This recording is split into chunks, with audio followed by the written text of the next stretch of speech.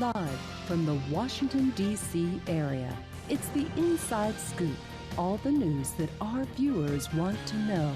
Now, here's the host. Good evening, everyone. My name is Deborah Woolen, and I'm your host this evening for Inside Scoop.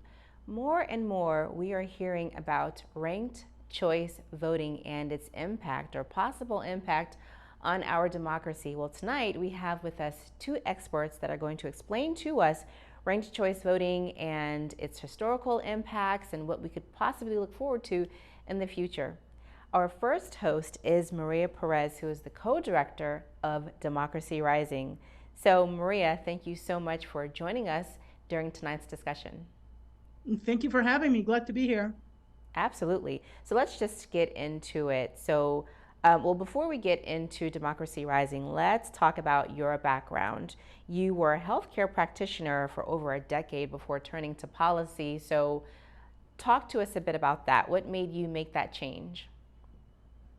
Yes, thank you for asking. I was a doctor of Chinese medicine and acupuncturist for many years, and I used to run a community clinic. So most of my patients were uninsured or underinsured. And after some years of being in practice, particularly when the economic crisis of 2008 took place, I saw a big change in my practice, in people coming in who used to be insured because of their employment and all of a sudden were uninsured. And I just really started questioning our health policy decisions, right? So why is health insurance attached to employment? Why do some people have access to healthcare and some people don't? Some of my patients were monolingual Spanish speakers. Why did they have nobody to advocate for them when they went to clinics or the hospital? So as I got deeper in my practice, I started advocating for my patients, really. And from that, I started getting into health policy.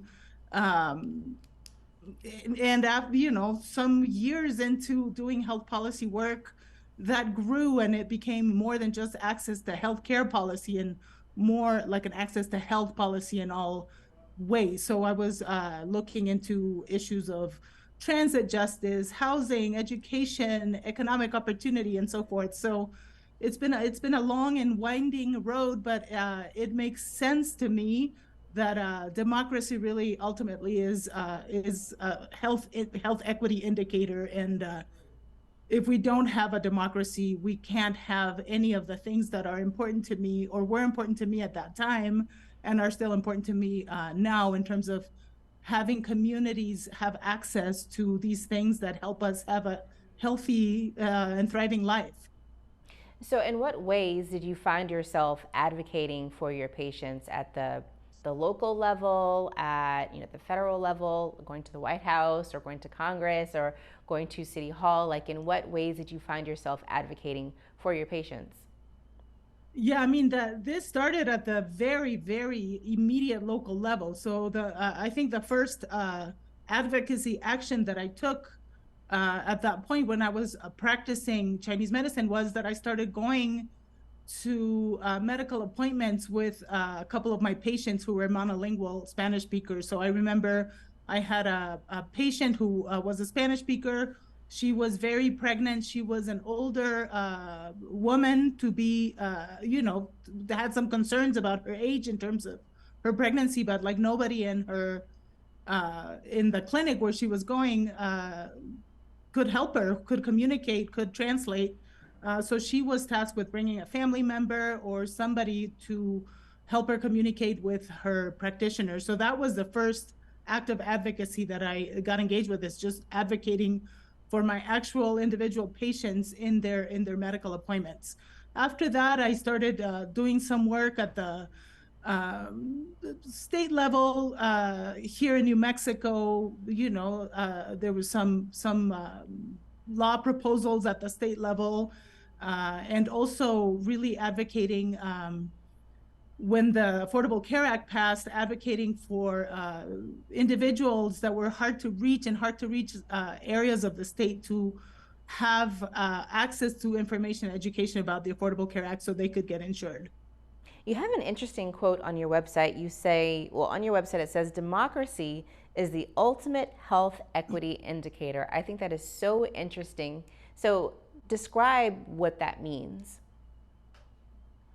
Well, in the field of health equity, we look at indicators like uh, things that I mentioned already, right? Access to housing, access to education, access to healthcare, access to nutritious foods, etc., access to green spaces and recreation, and so on and so forth. So, like I was mentioning before, these are all very lofty goals and indicators that we should pay attention to. Are we getting closer towards those to achieving those goals to reach those indicators?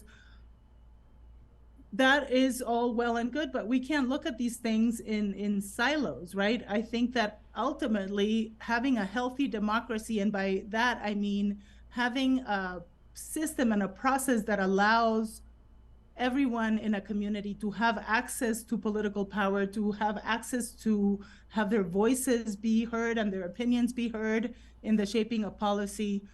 That really, if we don't have that, if we don't have the ability for communities to advocate for themselves, to sort of like guide the process of policy making, then we are not going to have any of the other things that make a community healthy and families healthy and thriving. If we just leave it to a monarch or somebody who's not connected in any way or representative in any way of their community, then these things that make a community healthy are just not going to happen by happenstance.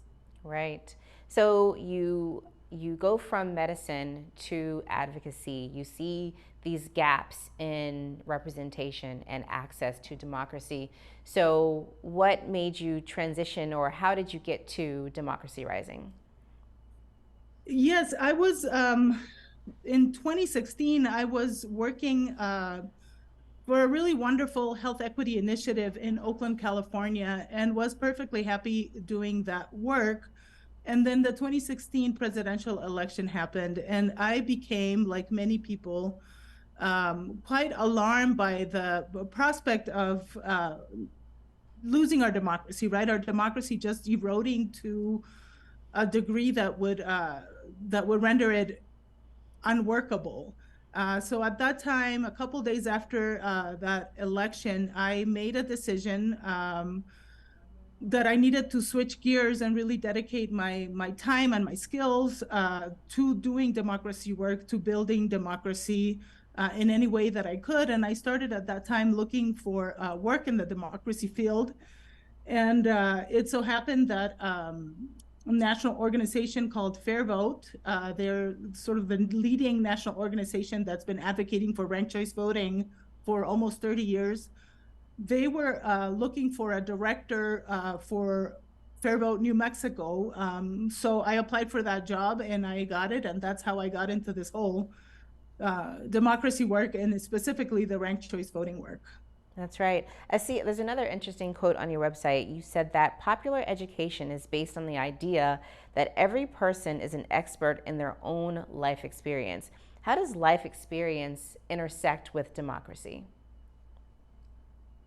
That is such an interesting question. I mean, in my the work that we do out of my organization, Democracy Rising, we do a lot of work engaging communities, holding community conversations. We believe that it's really not sufficient to just give people information. For example, hey, did you know that your next election is going to be run through a ranked choice voting system, and this is what you need to know about it? That's good, but it's not sufficient. What we really need to do in order to cultivate civic engagement and a stronger democracy is to have these community conversations in which there's dialogue, right? And we do use the pedagogy of popular education a lot in our community work because people lived experience has everything to do with democracy. How do they experience their community? Do they feel like they belong? Do they feel like their representatives are looking out for their best interest? Or do they have any connection with their elected representatives, right? So like that's information that is not surfaced for anybody if you don't dig into what people's lived experiences are.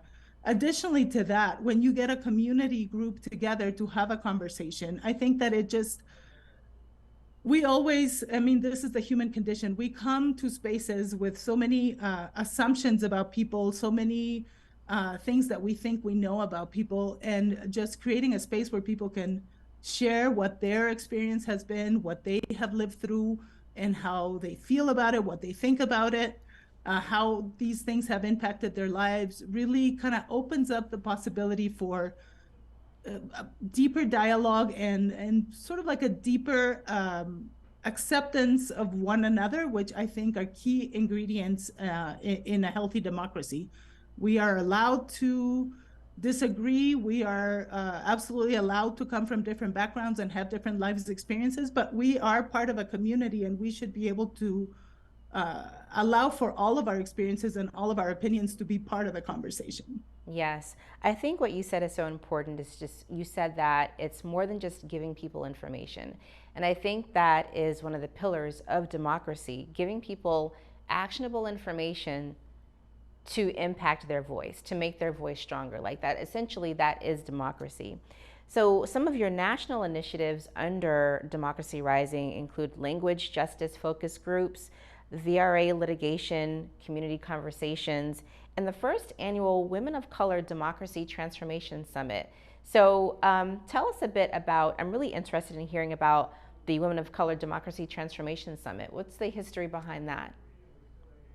Yes, thank you for asking about that. So we had our first annual Women of Color Democracy Transformation Summit a couple of months ago, not even a couple months ago, about 6 weeks ago or so. It happened in upstate New York, and this was an idea, sort of like a seed of inspiration that came to my mind about a year and some months ago. And then I worked in partnership with some other national organizations and dozens of partners all over the country. The idea behind this summit was to bring together a group of women, particularly or specifically women of color, who are working in their local communities. Maria, I'm going to ask you to pause. Local government. I'm going to ask you to pause right there. Okay. We'll be right back with Maria Perez of Democracy Rising as we discuss ranked choice voting. We'll be right back. Caitlin, be serious. Now take the oath. Come on. I'm totally taking this seriously. Okay, I'm ready. You may begin. I pledge that I will never meet in person with anyone I first met online without checking with my parent or guardian. And furthermore, if my parent or guardian agrees to the meeting, it will be in a public place and my parent or guardian must come along. Do you pinky swear? I do. When you teach your kids about internet safety, they'll pass it on. For more information, go to cableclicksmart.org. Dare to load their minds. Dare to explore. Dare to STEM. Learn more at She Can STEM. You're not the kind of guy that makes the girls all sigh. 2 for $3. They never turn their heads and look when you walk by. 'Cause it's the little things. Oh, thank you. You're welcome. Helping. What a nice young man. Pass it on. My goodness. You are not what you got.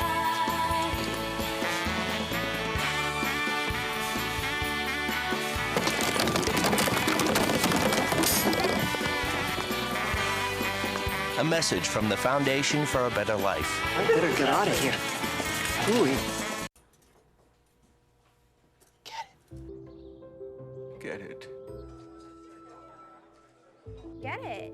Get it.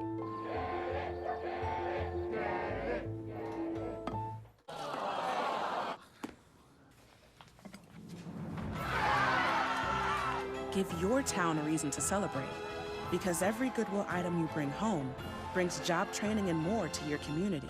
Goodwill, bring good home.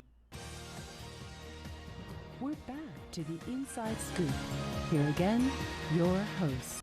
Thank you so much for joining us on Inside Scoop with our guest, Maria Perez of Democracy Rising. So before we ended our last segment, we were talking about the first annual Women of Color Democracy Transformation Summit. So Maria, if you could, before we get into ranked choice voting, just tell us a bit more about the summit.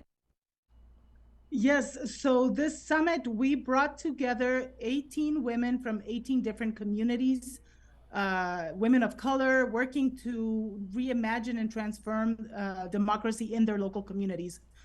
We had mayors, we had city council members, we had election officials, we had organizers, we had lawyers, we had academics. It was a wonderful mix of women working inside and outside of local government. And we got together for a 3-day in-person summit to really talk about what the challenges and the opportunities that we have collectively working, trying to reimagine and strengthen our democracies, and then coming up with a plan of how we can work together, how we can support each other, how we can continue learning from each other, and how we can, as women of color working in the local communities, become the experts, right? That we see in the media, that we see in academic panels, in democracy themed conferences and so forth. So that happened, like I said, a few weeks ago. It was an incredible experience. It was a great success, and we can't wait to have them every year and bring a new cohort. That's great. Okay, so you mentioned the power of working collectively, and I think that's at the heart of ranked choice voting. So tell us about that. What is ranked choice voting, and how is it different from what voters already experience at the ballot box? So most voters in this country experience a type of voting that is called winner take all, first past the post in sort of like political science lingo. So when you as a voter go to the polls, you get your ballot, and you are supposed to just pick one candidate from the list for every seat, right? So the way that it usually works out is that voters have to make a calculus about who to vote for, because perhaps the candidate that they really prefer doesn't have a great chance of winning. So they have to kind of vote for the lesser of two evils, or vote for somebody they don't necessarily love in order to not get the person that they actually don't like get elected. So this is the way that we experience voting. If you ask anybody how many times you've gone to the polls and have to hold your nose to cast your vote, most people are going to be familiar with that experience. Ranked choice voting changes things a little bit. And as a voter, what you experience when you go to the polls is you get a ballot, and there's the list of candidates that are running for a specific seat.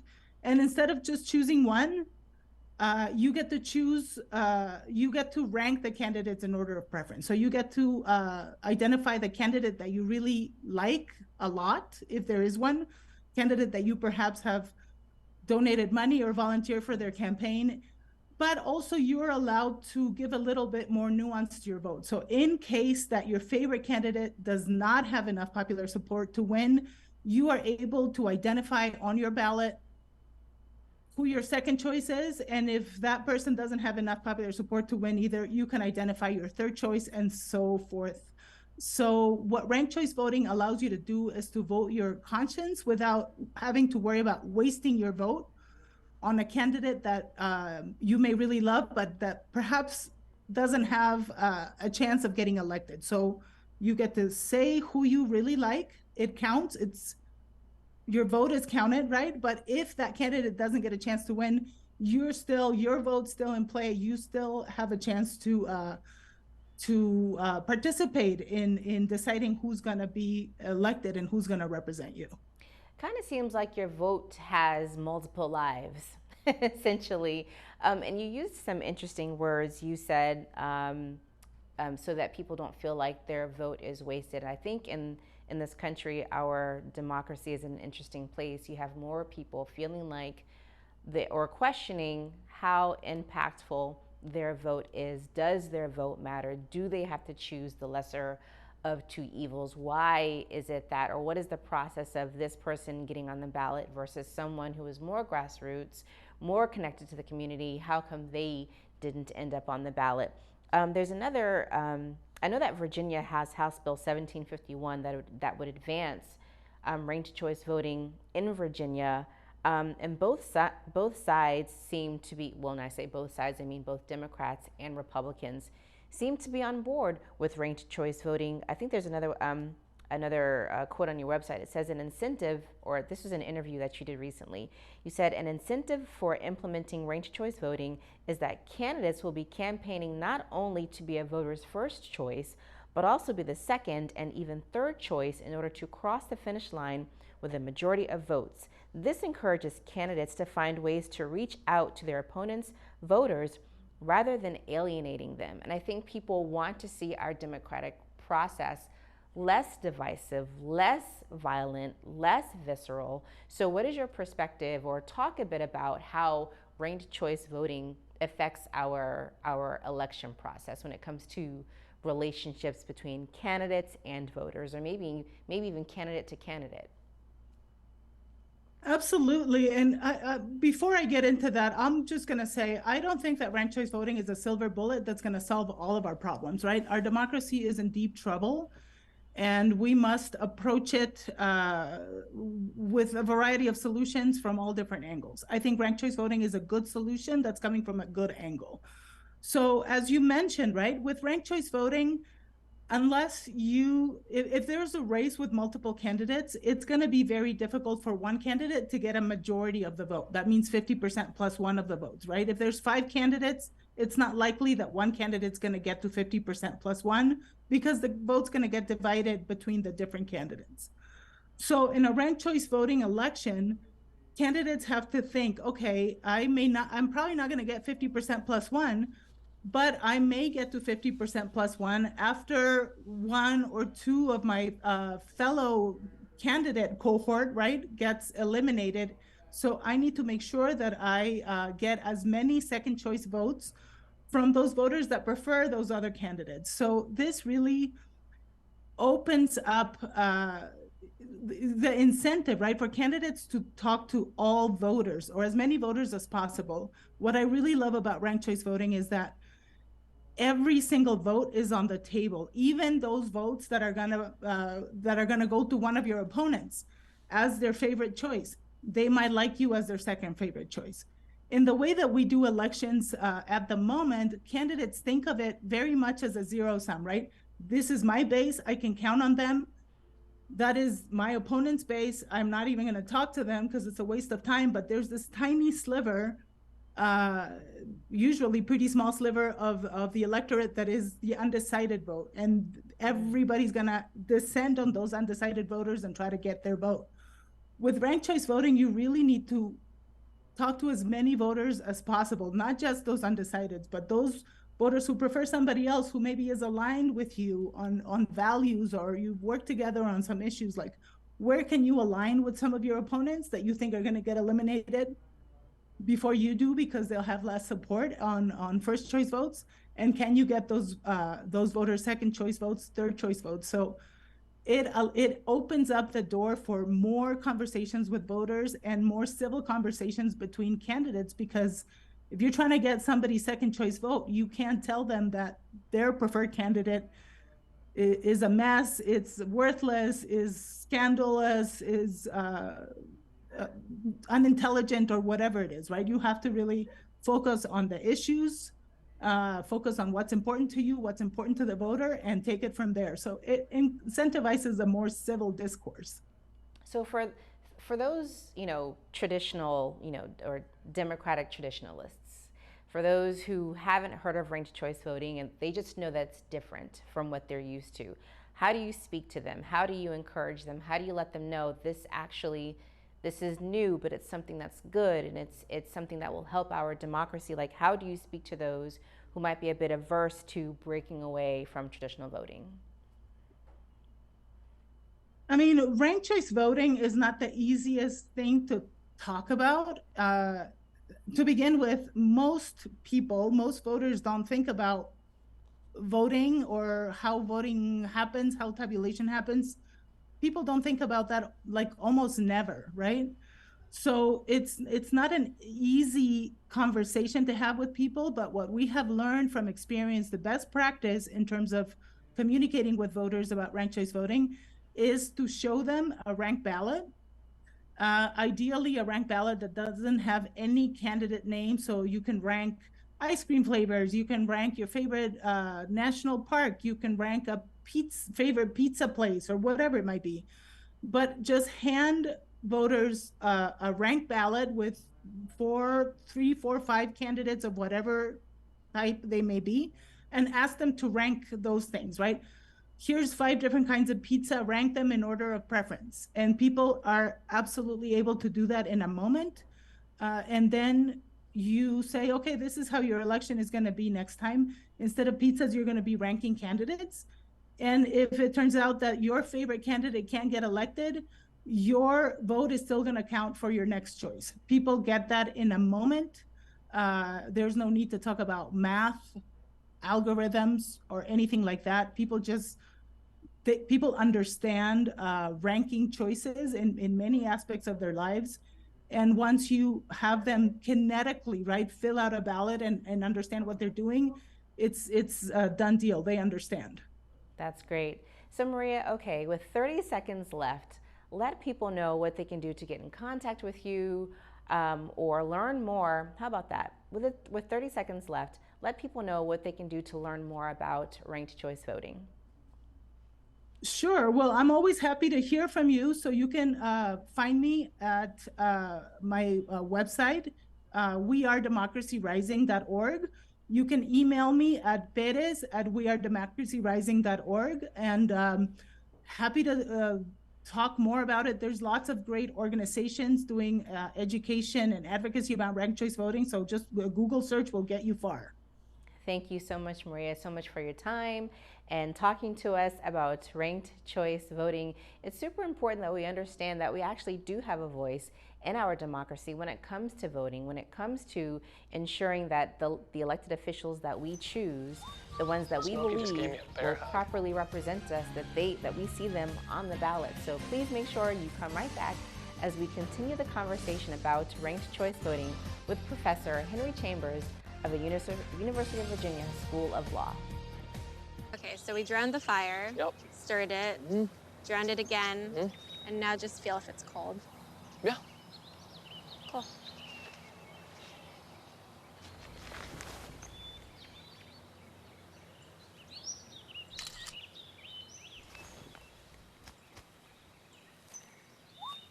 Smokey just gave me a bear hug.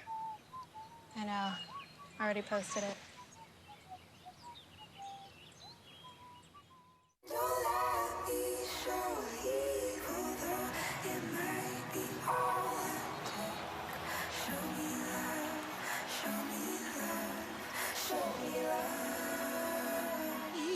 I got a crick in my neck, limp in my step, cramping in my muscles every time I try to flex.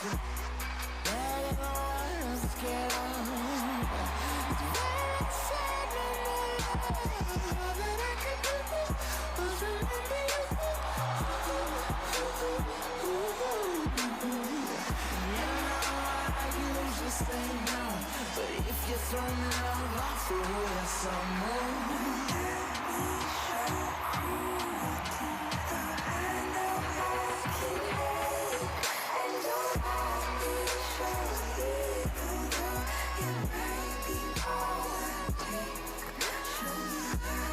It's a big responsibility. Oh, it's huge. I know, it's huge. And the salary. Oh my god, yes. Right? I mean, like, I was about to move in with my parents, and right before, yeah, so this saved me. I really believe in you, you know? Thank you. It's nice to hear that from someone. These are cool. Did you, what did you...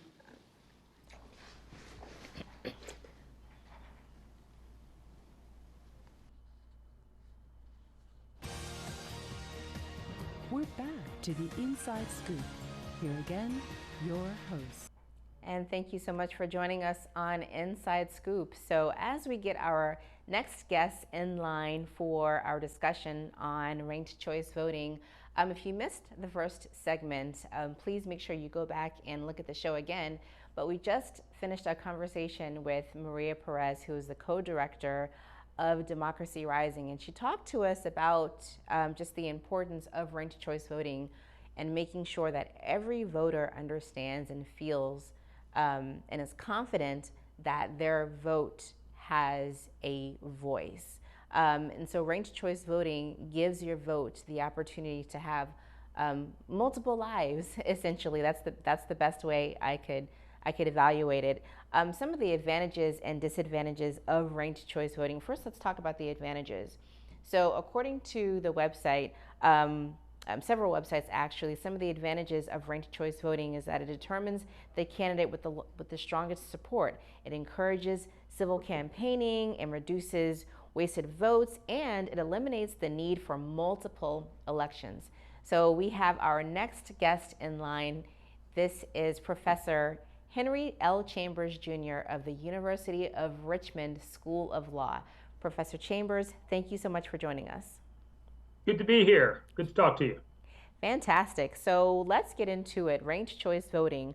But actually, I want to start off with your background first. So as I always say, I do a lot of research on the guests for Inside Scoop. And so you primarily focus on constitutional law, criminal law, law and religion, and employment discrimination. And you've got just a library of publications. For example, for the Richmond Public Interest Law Review, you wrote a publication on the fight over the Virginia Redistricting Commission. And for the Maryland Law Review, you wrote technological change, voting rights, and strict scrutiny. So we're gonna come away like learning something from this segment, and I'm really excited about it. Great. Okay, so from our conversation, let's kind of go back to the beginning when it comes to the life cycle of election law. Can you give us a history of like how election law started or how we got to where we are when it comes to election law? Sure. One of the things you have to think about is who gets to make decisions in our democracy or in our republic, however we want to define it. So the first step you figure out is, or you try to think about is, who gets to vote?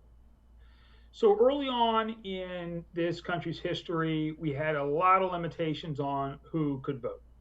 Oftentimes they were based on race, they might be based on sex or gender, they may be based on the amount of property you have, and each state was a little bit different.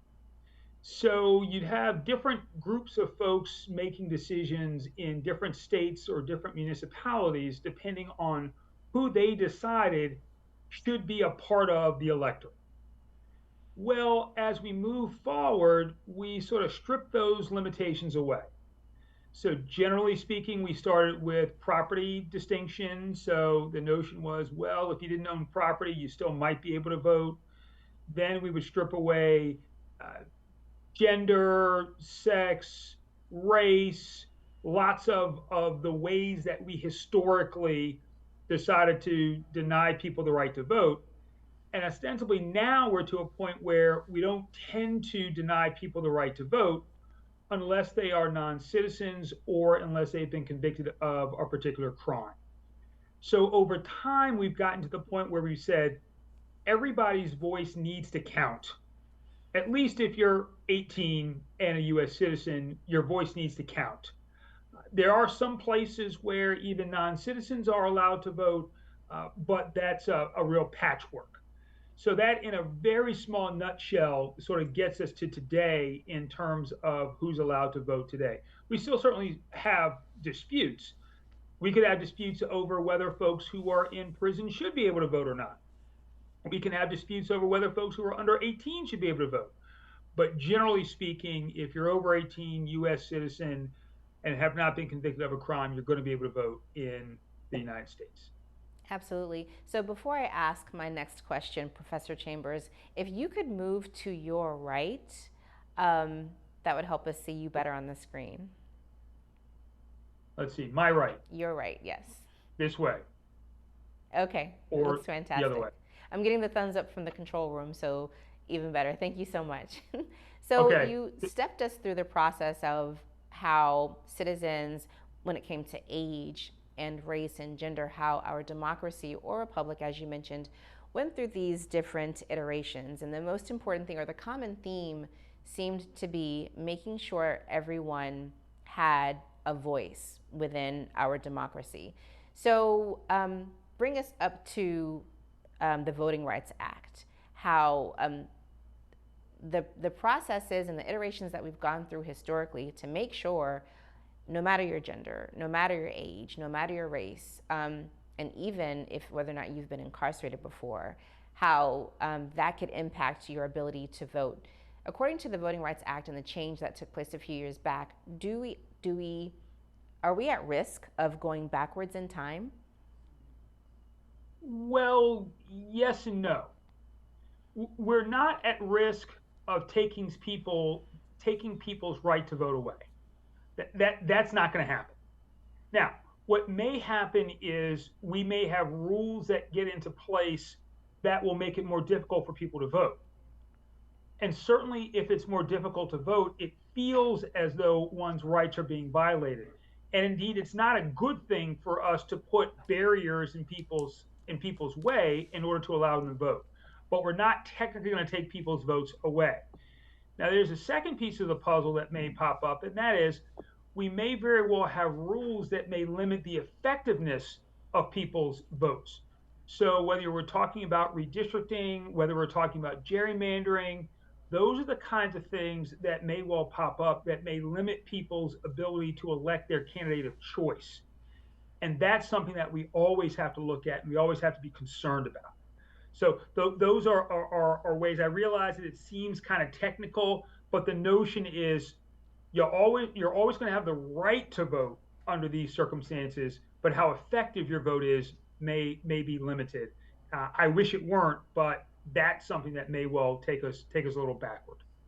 So if we had to liken the right to vote to driving, essentially, so you mentioned two things, the kind of the function of making it more difficult to vote and then limiting the effectiveness of a vote. If you had to liken that to the right to drive, would it be, okay, so you've got to tell us how many bubbles there are in a bar of soap before you get your driver's license, and then when it comes to the effectiveness of driving, you can only drive 15 miles per day. Is that a good comparison? It can be, to be perfectly honest, anything that gets people to understand is a legitimate way of thinking about it. But let me put it this way. In terms of the ability to drive, we may tell people if you're 16, fine, you can drive. But what if we were in a situation where we said, okay, look, in order to drive, you have to have perfect eyesight. You have to be able to parallel park in a space that's no more than, let's say, 5 inches longer than your car, and you can only drive at night, or you can only drive during the day, right? So the notion is, well, you still have the right to drive, but boy, is it hard to actually get to where you need to go. That's the thing that we have to worry about. We're not going to take away your right to drive. We're not going to take away your right to vote. It may become more difficult to use that right, and it may become more difficult to get where you want to go. So to that extent, I think those analogies may well be helpful, and the one that you put out there may be helpful as well. So from a policy perspective, if I'm doing my best to be an informed voter, what do I need to look out for when I hear about, for instance, voting in Georgia, just, the exercises that are in place to, like, elimination of ballot boxes and cutting down the amount of time? What can we do to make sure what happened or what's happening in Georgia doesn't happen in Virginia? That's a good question. Couple things, because there are two different pieces of the puzzle. One piece of the puzzle is to make sure that you know where you are going to vote and when you can vote. So to the extent that you have a precinct and you know where you're supposed to go, make sure that has not changed right before the election. right? So that's one of the pieces of the puzzle. The other is electing people who aren't going to try to limit your ability to cast a ballot. So in Virginia, and I'm not talking about one party or the other party. I'm not going to say which party or what have you, but electing people who tell you ahead of time, I'm going to try to make sure that as many people can vote as possible within reason is what we're talking about. So if the notion is I'm going to try to make it easier for those people who have the right to vote, those are the folks who you might want to elect if that's what you're concerned about. If you're not concerned about whether people who have the right to vote have the ability to vote, then you may not care about that and you may vote for somebody else. Absolutely. So in our previous segment with co-director Maria Perez, we talked about ranked choice voting, and we started to talk about the effectiveness of voting in general. So can you let's begin the conversation about the effectiveness of ranked choice voting and how it's different from what's practiced across the U.S. now when it comes to casting a ballot. Sure. The differences are largely theoretical, and I say they're largely theoretical just because we don't have enough ranked choice voting around the country to have a real good sense of how it would work in every jurisdiction. That's one. Number two, different jurisdictions are going to react in different ways. So the idea behind ranked choice voting, at least the theory behind ranked choice voting, is that you are going to get elections that are more cooperative, that you're going to get elections where there is less backbiting and there's less bad behavior. And certainly in some jurisdictions, that's the case. In other jurisdictions, you're not necessarily sure. It's probably going to be that way because the notion is I need to make sure that I am electable to a majority of folks in the jurisdiction. So in theory, you should have more cooperation and less fighting. But you never know in any particular race how that's going to work out. Absolutely. Professor Chambers, I'm going to pause you right there so that we can break for our PSA announcements. Please make sure you come back as we continue our conversation with Professor Chambers regarding ranked choice voting. Please don't go anywhere.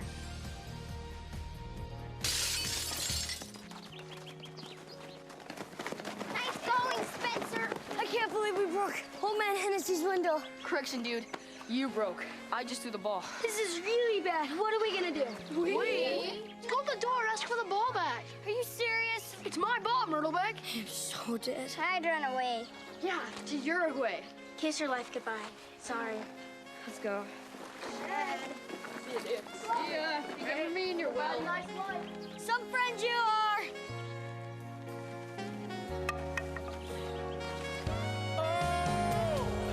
Keep smiling, keep shining. Hi. Tell him it was an accident. And we can fix the window. Come on. I'll come with you. Loyalty. Pass it on. You go first. A message from the Foundation for a Better Life. One day these rats were playing in the woods. Wanted some matches and that's no good. Listen to smoke before you give it a try. Only you. Don't play with matches. Don't play with fire. Cause there's nothing very funny about nothing very nice. Holy smile. So if a gorgeous force is what you desire, don't play with matches. Don't play with fire. Only you can prevent wildfires. Fire.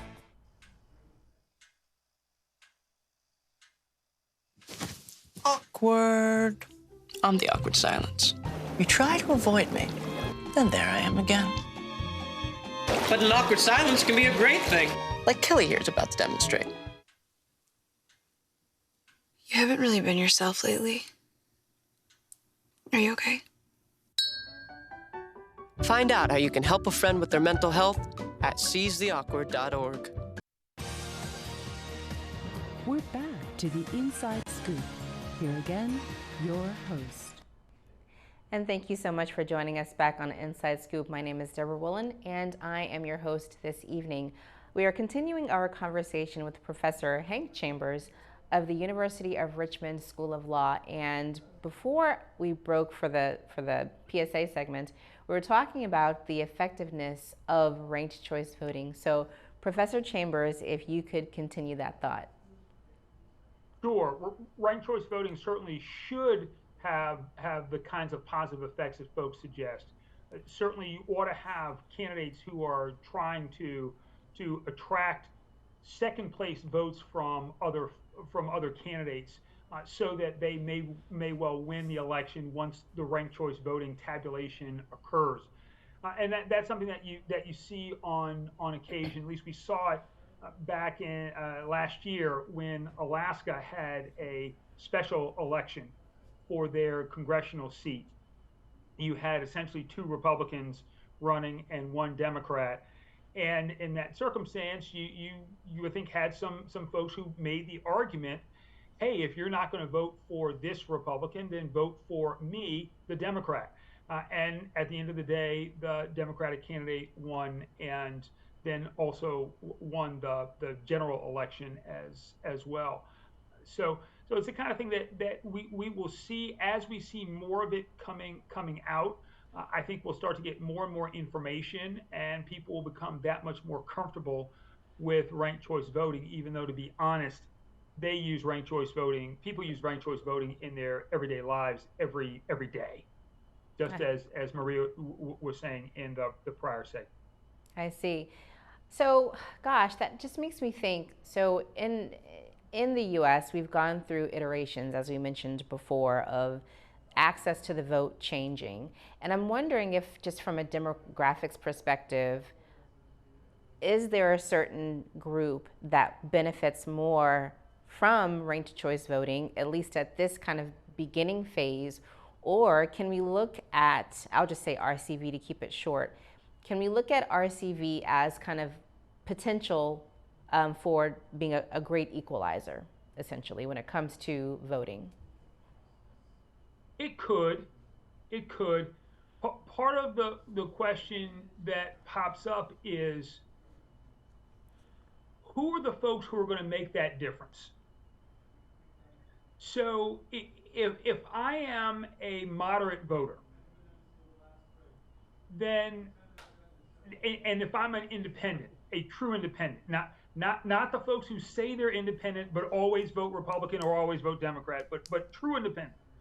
If you have true independents who are also in the middle, then they may be able to have more sway or possibly less sway depending on RCV. You may say, whoa, how is it possible they could have more sway or less sway?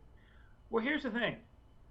If you're in the middle and you typically have 2 candidates in an election, you're already going to decide who wins and who loses.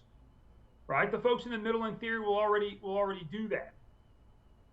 The problem may pop up, however, if you're in a situation where the folks who are in the middle may still have to choose between candidates who are on the wings.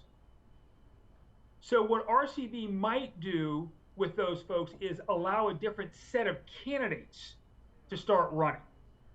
That, in some ways, is the way that I think we really need to start thinking about RCV. It's really less about specific elections, and it's more about who we tend to get to run and what we expect our political discourse to look like.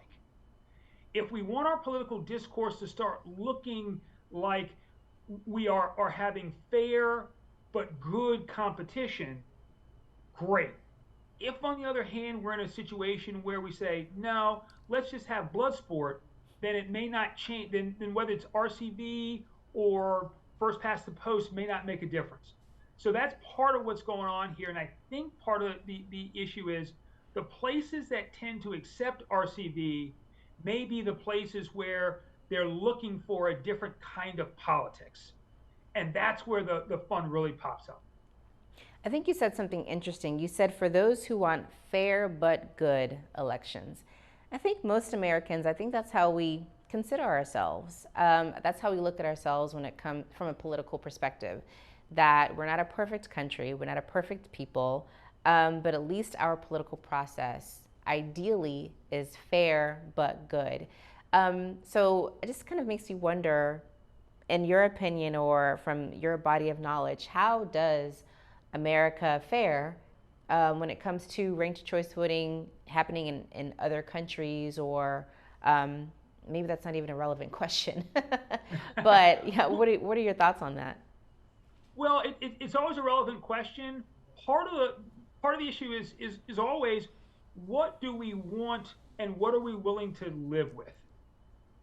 So if we want our legislatures to reflect the people, then we need to have certain things in place that allow the legislature to reflect the people.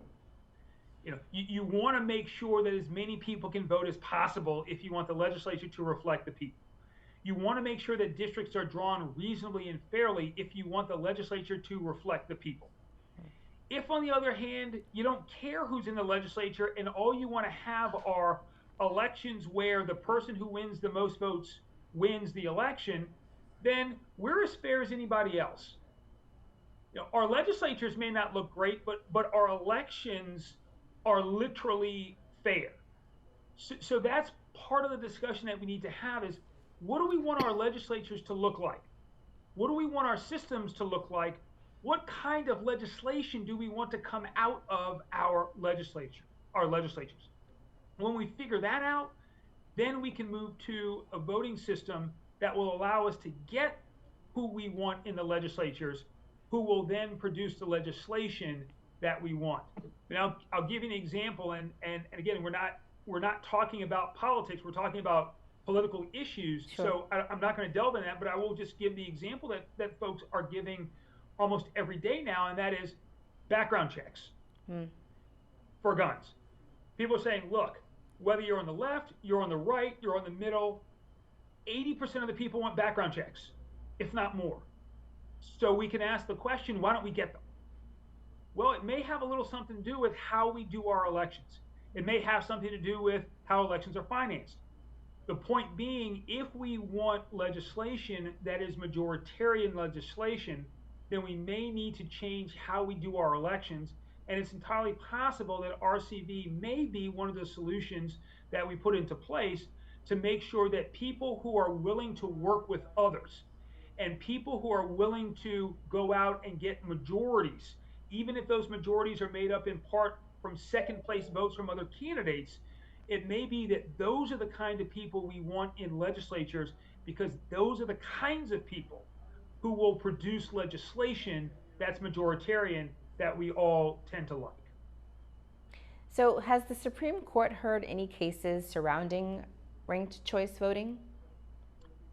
They're not going to hear many, because one of the things that we have to look at, or we recognize, is that voting, generally speaking, is state by state, is controlled by states.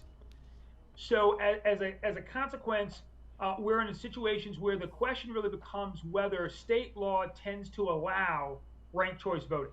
Now, there have been some folks who have complained that ranked choice voting shouldn't really be used in congressional elections, but again, that's one that we've already seen. The ship has sailed on that. Maine is using ranked choice voting. Alaska is using ranked choice voting in congressional elections. So there's little reason to believe that ranked choice voting is a problem at the federal level. There may well be litigation, and there has been litigation at state levels regarding whether ranked choice voting is allowed by state constitutions, but a lot of those pieces of litigation have also fallen by the wayside. The real issue with ranked choice voting, to be perfectly honest, is whether folks want it, usually not whether it's something that's constitutional or unconstitutional. I think when it comes to implementing principles in most organizations or most functions that involve people coming together, there's this system of forming, storming, norming, and performing. And so I think when it comes to policy and voting rights, we've gone through the forming. We seem to be in the cycle of forming and storming. We'll get to a bit of norming. But are we at the place of performing yet? Are we, how much farther do we have to go as a country when it comes to having real, as you mentioned, yes, we have the right to vote. Likely that won't be taken away, but just making sure that it's not difficult for people to vote and that their vote is not limited. In your opinion, how much further do we have to go before we can legitimately say we have a strong voting rights system? Yeah, that's a tough one, because I might say we have a long way to go, but we might honestly want to go back a little bit. And it's going to sound strange, hearing that. I'm alarmed. I have to admit, I'm alarmed by that. But our notion behind wanting a strong and vibrant democracy and maximizing who can vote, or at least taking seriously the concept that one needs to win elections by convincing people, is something that back in the 80s and 90s, I think we took for granted. Now, that's not to say that there wasn't voter suppression back then. There's always been forms of voter suppression, so we're not saying that. But I think the general concept was, I think my ideas are such that I can win. So whether you were talking about Bill Clinton in the 90s, whether you're talking about George H.W. Bush in the 80s, whether you're talking about Ronald Reagan in the 80s, all of those folks would say, if you just give me more time with the voters, I will convince them and win. You have some folks today who really aren't thinking that way. They're thinking about suppressing the vote as being their way of winning elections. And what we need is for folks to look up and say, that's just unacceptable. If you don't think you can win with a proper and broad electorate, then you need to go home and rethink your positions. That's the kind of thing that is required of us, and frankly, we need to have a real national conversation about it. The problem you run into is that you do have some states where some of the legislators in those states have taken the position that, well, I couldn't possibly have lost, or my party couldn't possibly have lost unless people who shouldn't have voted were allowed to vote. Professor Chambers, with 15 seconds left, we're going to end our show. I'm going to encourage all of our listeners to look you up and to ask you more questions about ranked choice voting. Thank you so much for joining us this evening on Inside Scoop. Please join us next week. Have a great evening.